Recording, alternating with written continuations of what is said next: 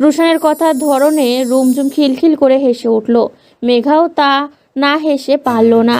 রুশান মুগ্ধ চোখে দুই রমণীর হাসি দেখছে। প্রাণবন্ধ হাসির জোড়া দেখে তার ঠোঁটও মৃদু হাসি ফুটল। বেলা 11টা নাগাদ শান সহ বাকিরা রওনা হওয়ার জন্য প্রস্তুত হলেন।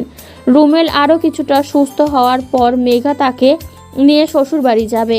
মেহেরা খাতুন মেঘাকে জড়িয়ে ধরে বেশ কিছুক্ষণ কান্নাকাটি করলেন। সংসার জীবন সম্পর্কে তিনি উপদেশ দিলেন। মেঘাও লক্ষ্মী মেয়ের মতো সবটা মাথায় ঢুকিয়ে নিল। রুমঝুম রুমেলকে জড়িয়ে ধরে অনেক কাঁদল। এতদিন পর ভাইকে পেয়েও তার কাছে থাকতে পারল না। বিয়ের পর মেয়েদের জীবনটা বোধহয় এমনই হয়। সংসারের বেড়াজালে আবদ্ধ হয়ে ইচ্ছে মতো আর থাকা হয় না কোথাও। রুমেলকে ছেড়ে রুশানকে জড়িয়ে ধরল রুমঝুম। রুশানের কপালে চুমু দিয়ে বলল, লক্ষ্মী ভাই আমার, দুষ্টুমি করবি না। বাবার ভাই আর মেঘার খেয়াল রাখবি। তুই আমার ব্রেভ ভাই। রুশান টলমলো চোখে মুচকি হাসলো। টুপ করে তার চোখ বেয়ে অশ্রু গড়িয়ে পড়ল। রুমঝুম কান্না ভেজা মুখে বাচ্চাদের মতো শব্দ করে হাসল। রুশানের দিকে তাকিয়ে বলল, তুই আমার জন্য কাঁদছিস? তুই তো আমাকে সহ্য করতে পারিস না, তাহলে কাঁদছিস কেন? রুশান শক্ত করে জড়িয়ে ধরল রুমঝুমকে। শব্দ করে কেঁদে উঠল, বলল, আমি তোমাকে অনেক ভালোবাসি আপু। আমার জীবনের সবচেয়ে প্রিয় মানুষটি তুমি। রুশানের কথায় রুমঝুমও হাউমাউ করে কেঁদে উঠল। শান রেজাউল সাহেবের সাথে কথা বলছিল। দুই ভাই বোনের কান্নার শব্দে এগিয়ে এলো সেই দিকে। বুঝিয়ে সুঝিয়ে ঠান্ডা করলো দুজনকে। প্রান্ত আর শিরিন সব ব্যাগপত্র গুছিয়ে গাড়িতে তুলে ফেলেছে। সবার থেকে বিদায় নিয়ে দুজন গাড়িতে বসে পড়েছে। রুমঝুম রুশানকে ছেড়ে মেঘার কাছে গেল। এই মেয়েটা তার জীবনের আশীর্বাদ। একে একে তাকে তার পরিবারদের বিপদ থেকে উদ্ধার করেছে। এমন মেয়ে দেখা সহজে পাওয়া যায় না। মেঘা রুমঝুমের হাত ধরে কেঁদে ফেলল। সবচেয়ে বেশি একা তো সেই হয়ে যাচ্ছে। অসুস্থ স্বামী, অচেনা শহর, নতুন পরিবেশ, সব কিছু কীভাবে সামলাবে সে?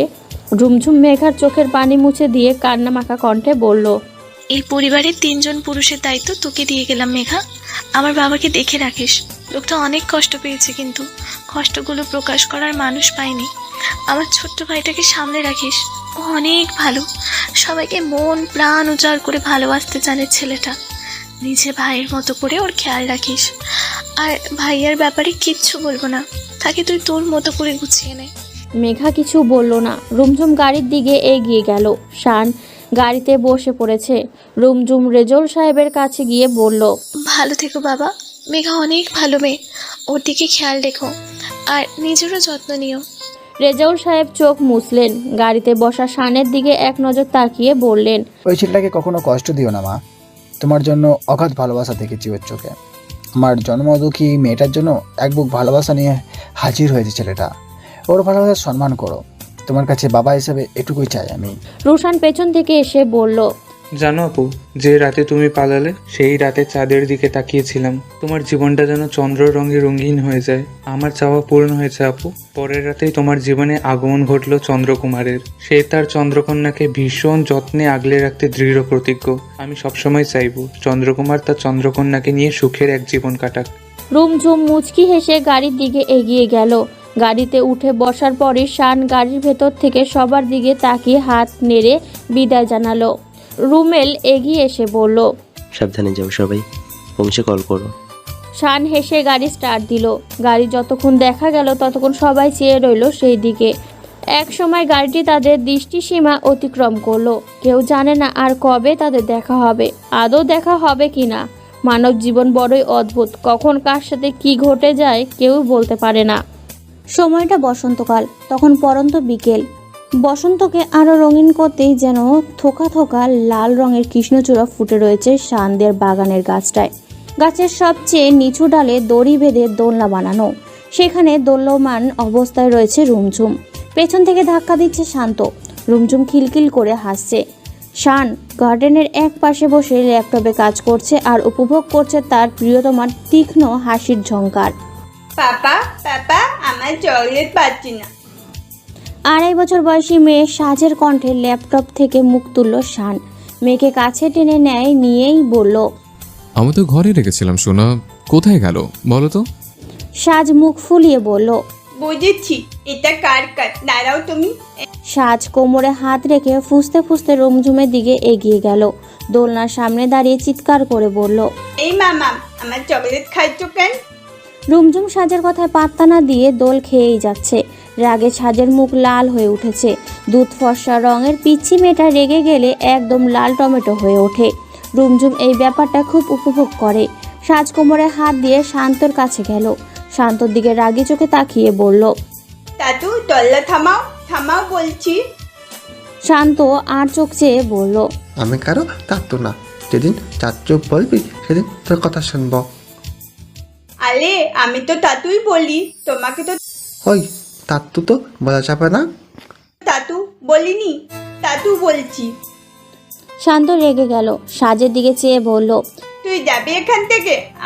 আমার এই চাচু ফাচু কিছু ডাকতে হবে না, যা এখান থেকে। সাজ এবার কেঁদেই ফেলল। ঠোঁট উল্টে বলল, মামা আমার চকলেট খেয়ে ফেলেছে, আর তুমি আমায় বকা দিচ্ছ। পাপা, পুপি, দাদু আর মামা ছাড়া কেউ আমাকে ভালোবাসে না। শান্ত ফিক করে হেসে ফেলল। প্যান্টের পকেট থেকে 4টে কিটক্যাট বের করে সাজের হাতে দিল। সাজ চকলেট পেয়ে কাঁদতে কাঁদতেও হেসে দিল। শান্ত নিচু হয়ে সাজের চোখ মুছে দিয়ে বলল, এবার আমার সাজপুরি খুশি তাও। সাজ একটু উঁচু হয়ে শান্তর গলা ধরে গালে চুমু দিল। আহ্লাদে আটখানা হয়ে বলল, এতগুলো খুশি আমি, তুমি আমার গ্রেট চাচু। রুমঝুম সাজের দিকে চেয়ে বলল, আমার কোলে আসো আম্মু, একসাথে দোল খাই। সাজ শানের দিকে দৌড়তে দৌড়তে বলল, আমার এই চকলেট খেয়ে ফেলার জন্য ডাকছো আমাকে? আমি তোমার মতলব বুঝি না ভেবেছো? সাজের কথা শান্ত আর শান হো হো করে হেসে উঠল। সাজ দৌড়ে গিয়ে শানের কোলে উঠে পড়ল। শান সাজকে জড়িয়ে ধরে কপালে চুমু দিল। রুমঝুম মুখ ফুলিয়ে দোলনায় বসে রইল। শান্ত হাসতে হাসতে রুমঝুমের কাছে এগিয়ে এলো। একটা 25 বছর বয়সী মেয়েও তার বাচ্চার সাথে চকলেট নিয়ে কাড়াকাড়ি করতে পারে, এটা রুমঝুমকে না দেখলে শান্ত বুঝতো না। পকেট থেকে একটা কিটক্যাট বের করে রুমঝুমের হাতে দিল। রুমঝুম শান্তর দিকে তাকিয়ে বোকার মতো হাসলো। শান্ত ভেঙচি দিয়ে বলল, আমার ভাইজির খাবারে নজর দিতে পারো বলে এটা দিলাম। খাবারদার আমার ভাইজির চকলেটে আর ছোব না। রুমঝুম শুধু হাসলো। ছেলেটা তাকে কখনো ভাবির মতো ভালোবাসে না, সবসময় বোনের মতো সম্মান করে, ভালোবাসে। গত 5টা বছর ধরে রুমঝুমের সর্বক্ষণিক সাথী শান্তই। পড়াশোনা, স্কুল বাদে পুরোটা সময় সে রুমঝুম আর সাজকে নিয়েই কাটায়। এই পরিবারের প্রতিটা সদস্য চোখের মণি রুমঝুম আর সাজ। পাকনিটা শুধু দাদু বাড়ির না, নানু বাড়িতেও সকলের চোখের মণি। সেদিন রুমঝুমদের বাড়ি থেকে আসার পর 5 বছর কেটে গেছে। চোখের পলকে কেটে যাওয়ার সময় পাল্টে দিয়ে গেছে অনেক কিছু। মাঝখানে কেটে যাওয়া 4 বসন্ত সবার জীবন রঙিন করে দিয়ে গেছে।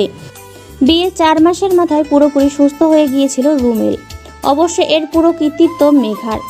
অনেক কষ্ট সহ্য করে রুমেলকে পুরোপুরি সুস্থ করেছে সে। এখন তাদের সুখের সংসার চলছে। 2 বছর বয়সী একটি ছেলে আছে তাদের। মেঘা তাহমিনা বেগমের সাথে ছেলের নাম মিলিয়ে রেখেছে তাহমিদ। তাহমিদ জন্মানোর পর থেকে রেজাউন সাহেব একাকিত্ব দূর হয়েছে। রুশান এখন অনার্সের 3য় বর্ষের ছাত্র। ভার্সিটি বাড়ির কাছে হওয়া সত্ত্বেও সে হোস্টেলে থেকেই পড়াশুনো করে। এ ব্যাপারে রুমেল প্রশ্ন করলেও রুশান এড়িয়ে যায়। শুধু বলে ওর হোস্টেলে থাকতে ভালো লাগে। বড় রকমের ছুটি পেলে এক ছুটিতে ও ভাইপোর কাছে যায়, অপর ছুটিতে বোনের মেয়ের কাছে যায়।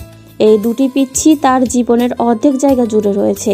মেহেদি আর সিনথিয়া 3 বছর বয়সী যমজ ছেলে রয়েছে, মাহিম আর সিমিন্থ। মাহিম যতটা দুষ্টু, সিনিম ততটাই শান্ত। দুজন পুরোপুরি একই রকম। তাদেরকে আলাদা করতে সিনথিয়াই বেশ বেগ পেতে হয়। তবে সাজ কিভাবে যেন তাদের দেখেই বলে দেয় কে সিনিম আর কে মাহিম। সাজ আবারও মাহিম ভাইয়ের ভক্ত। সিনিম চুপচাপ থাকে বলে তাকে ভালো লাগে না সাজের। প্রান্ত আর শিরিনের 2 বছর আগে বিয়ে হয়ে গেছে। শিরিন 4 মাসের অন্তঃসত্ত্বা এখন। বিথির সাথে আর কখনো কারো যোগাযোগ হয়নি। বিথি নিজ ইচ্ছায় কারো সামনে আসেনি। কেন আসেনি সে কারণ সবার অজানা। প্রান্ত আর শিরিনের বিয়ের পরপরই তিহান তল্পিতল্পা গুটিয়ে বিদেশ চলে গেছে। সেখানে এক ভিনদেশীর প্রেমে পড়েছে সে। খুব তাড়াতাড়ি বিয়ে করবে তারা। 2 দিন পর শান্ত 14তম জন্মদিন।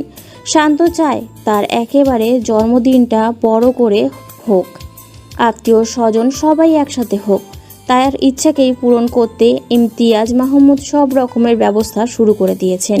শিরিনকে আজই এই বাড়িতে রেখে গেছে প্রান্ত, সে আগামীকাল আসবে। রুমেল, মেঘা, রেজল সাহেব, সিনথিয়া, মেহেদি, মেহেরা খাতুন সবাইকে দাওয়াত দেওয়ার দায়িত্ব রুমঝুমের। তবে এই গুরু দায়িত্ব নিজ দায়িত্বে পালন করছে সাজ। রুমঝুম সবার নাম্বার ফোনে তুলে দিচ্ছে আর সাজ দাওয়াত করছে। শান অফিস থেকে ফিরে ড্রেস চেঞ্জ করছে আর মা মেয়ের কাণ্ড দেখছে। এই ছোট্ট সাজ তার জীবনে তীব্র আলোর ঝলকানি এনে দিয়েছে। সাজের জন্মের সময়টা এখনও মনে আছে তার। রুমঝুম প্রেগনেন্সির 7 মাসের সময় সে মাথা ঘুরে খাটের কোনায় পড়ে বেশ বড়সড় আঘাত পেয়েছিল। রুমে এসে রুমঝুমকে নিচে পড়ে থাকতে দেখে শানের মাথা ফাটা ফাটা লাগছিল। বহু কষ্টে নিজেকে সামলে সাফিয়া আক্তারকে ডেকে নিয়ে এসলো শান। সেই দিনের ঘটনায় সবাই ভয় পেয়ে গিয়েছিল।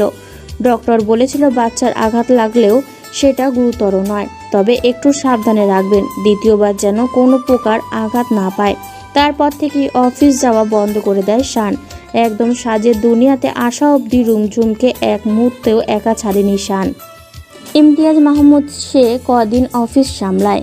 সে রাতে সাজের জন্ম হয়েছিল, সেই রাতে আকাশের এক ফালি চাঁদ উঠেছিল। তেলোয়াতে মেয়নো সাজকে নিয়ে কেবিনের জানলা দিয়ে আকাশের দিকে তাকিয়েছিল শান। তার চন্দ্ররাঙা প্রেমের পূর্ণতা দিয়েছে এই বাচ্চাটা, তার মেয়ে, তার কলিজা। শান মেয়ের কপালে চুমু এঁকে তার নাম দিয়েছিল চন্দ্রিমা। তবে মেয়ের ওপর তার চেয়ে তার ভাইয়ের অধিকার যেন বেশি। শান্ত সারা দিন বাচ্চাটাকে কোলে নিয়ে ঘোরে আর সাজ সাজ বলে থাকে। অগত্যা মেয়ের ডাক নাম সাজ হয়ে গেল। তবে শান মেয়েকে চন্দ্রী বলে ডাকে। অতীত থেকে তাকে ফিরিয়ে আনলো তার ঘরের 2 চাঁদের খিলখিল হাসির আওয়াজ। শান মেয়ের কাছে গিয়ে বসলো, মাথায় হাত বুলিয়ে বলল, আমার চন্দ্রী সোনা খুব খুশি আজকে। সাজ ফোন নিয়ে টুপ করে শানের কোলে মধ্যে বসে পড়ল। সিনিয়র ভঙ্গিতে বলল, চুপ করলো পাপা, মামার কতে কর কথা বলছি। সাজ নিজের ঠোঁটে আঙুল দিয়ে মাথা ঝাঁকালো। সাজ মিষ্টি হেসে ফোন কানে ধরল। রুশানের বিকেলবেলা বোনের কল দেখে অবাক হলো। রুমঝুম তো এই সময় ফোন করে না। সামনে উপস্থিত লোকগুলোকে একটু অপেক্ষা করতে বলে রুশান সাইডে এসে ফোন রিসিভ করলো। হ্যালো আপু, বলো। এত দেরি হলো কেন? পতা মামা ইতু তাড়াতাড়ি রিসিভ করতে পারলো না? রুশান হেসে ফেলল, অসহায় কণ্ঠে বলল, আই এম সরি চাঁদ সোনা, আর কখনো লেট করব না। এখন বলো মামাকে কেন ফোন করেছো? সাজ কেন ফোন করেছে সেটা কিছুক্ষণ ভাবলো। রুমঝুম মেয়ের ভাবনার গভীরতা দেখে ফোন নিয়ে নিল। সাজ তখনও ভাবছে সে কেন ফোন করেছে। রুমঝুম রুশানকে আগামীকালে আসার জন্য বলে দিল, উপলক্ষটাও বলে দিয়েছে। একে একে সবাইকে দাওয়াত দেওয়া শেষ করলো রুমঝুম। দেখতে দেখতে 2 দিন কেটে গেল। শানদের বাড়িতে হইচই লেগে আছে। সাজ আর মাহিম মাতিয়ে রেখেছে পুরো বাড়ি। শান্ত দরজার দিকে তাকিয়ে আছে। উর্বিন তা এখনো আসেনি দেখে তার মন খারাপ। আর বাল্যকালের ভালো লাগা সময়ের সাথে সাথে ভালোবাসায় পরিণত হচ্ছে। বর্ণিতা ক্লাস 6-এর গার্লস স্কুলে ভর্তি হলে শান্তর সেই কি কান্না। পরে অবশ্য কোনো এক কারণে বর্ণিতার গার্লস স্কুল ছেড়ে শান্তর স্কুলে ভর্তি হয়েছিল। সেই দিন শান্ত ভীষণ খুশি। দিনগুলির মধ্যে একদিন সাজ দৌড়ে দৌড়ে শান্তর কাছে এসে বলল, তাতু এখানে দাঁড়িয়ে আছো কেন? শান্ত হতাশ কণ্ঠে বলল, তোর চাচির জন্য দাঁড়িয়ে আসি রে মা। সাজ কিছুক্ষণ ঠোঁট লটকে রেখে জিজ্ঞাসা করলো, তাতি কি তাতু? শান্ত বেজার হয়ে সাজের দিকে তাকিয়ে বলল, তুই ওদিকে যা মেরে মা, আমার দুঃখ বাড়াস না তাতু, তাতি এসব বলে। সাজ আরও কিছু বলতে চেয়েছিল, কিন্তু সিনিমকে একা একা সোফায় বসে থাকতে দেখে বলল না। দৌড়ে সেদিকে চলে গেল। প্রায় আধ ঘন্টা পর উর্বিনতাকে দেখে শান্তর দিল ধক ধক করনে লাগা। উর্বিনতা এগিয়ে এসে শান্তর হাতে একটা গিফট বক্স দিল। মিষ্টি কণ্ঠে বলল, হ্যাপি বার্থডে শান্ত। শান্ত কোনো মতে ধন্যবাদ জানিয়ে উর্বিনতাকে বসতে বলে দৌড়ে নিজের রুমে চলে গেল। গিফটটা দেখে মুচকি এসে ডায়ারে রাখলো। এটা ধীরে সুস্থে দেখবে সে, আর তার ভালোবাসার মানুষটির দেওয়া প্রথম উপহার বলে কথা।